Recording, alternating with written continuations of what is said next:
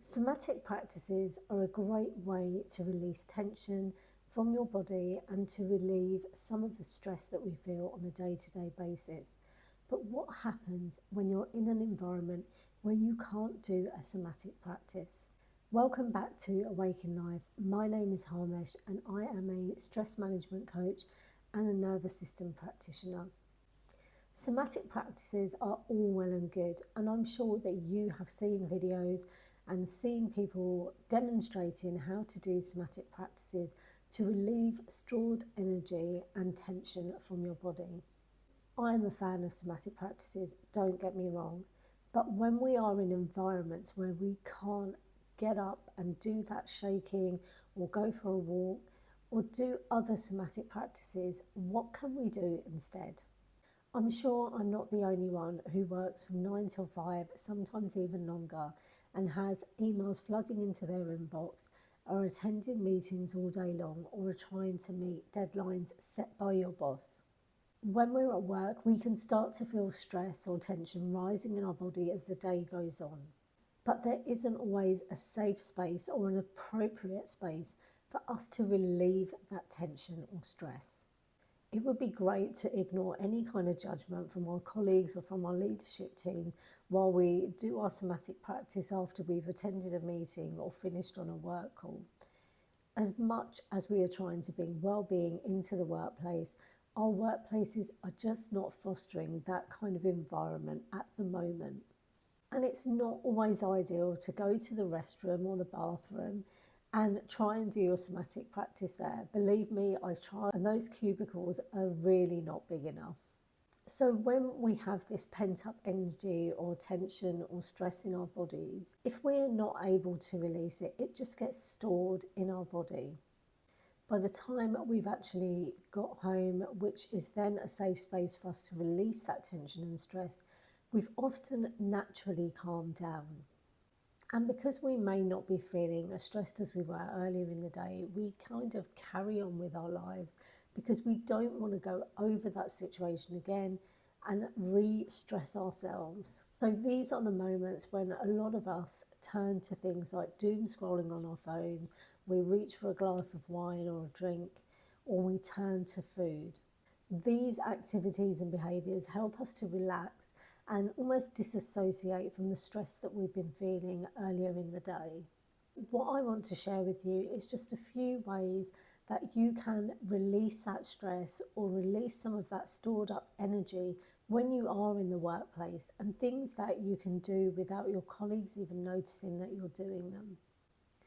The first one is deep breathing. This is something that we know is scientifically proven to calm our nervous system down. Taking that deep inhale in and then deep exhale out really brings our nervous system back into a calmer and more regulated state.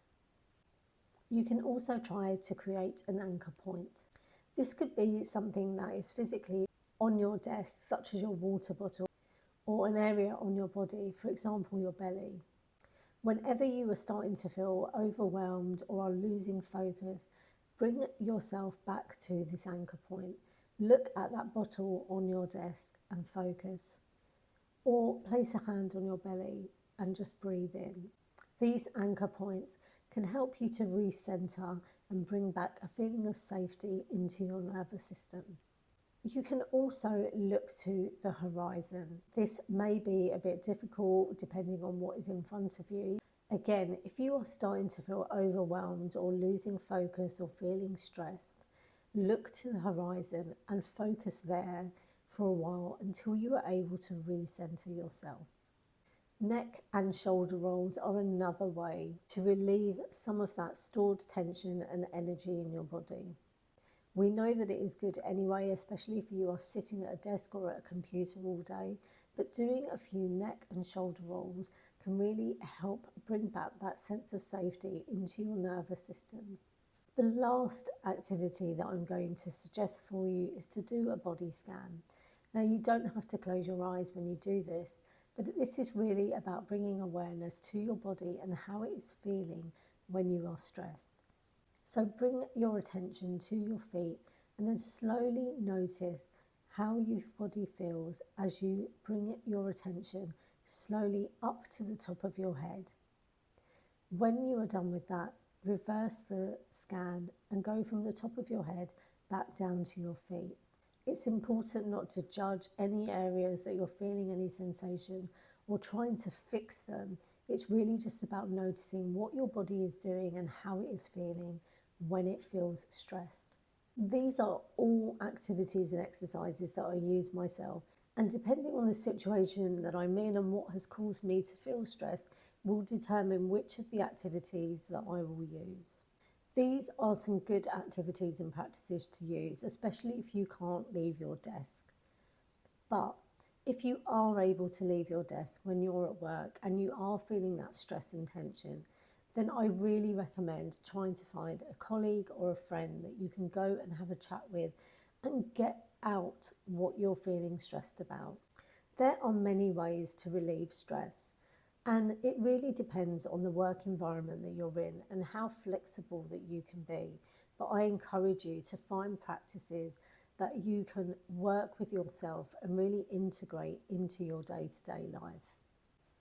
One thing to note though, somatic practices are great for relieving stress and regulating your nervous system, but some practices help you to upregulate your nervous system, i.e. bring more energy into your nervous system, so when you are feeling maybe a bit collapsed or demotivated, and some practices downregulate your nervous system. So when you're feeling activated, you want to try and bring your nervous system down to a calmer state. It's really important to understand your own stress responses and how your body and your mind and what happens when you encounter stressful situations within your day-to-day. This will help you to determine which practices to use and when to use them. And that will really help you to build your own stress management strategies and your stress management toolkit. Thank you for watching this video. I hope that it has been helpful. And if you do need any further support in how to manage your stress or create your own stress management toolkit or strategy, then please reach out to me. I'll see you in my next video.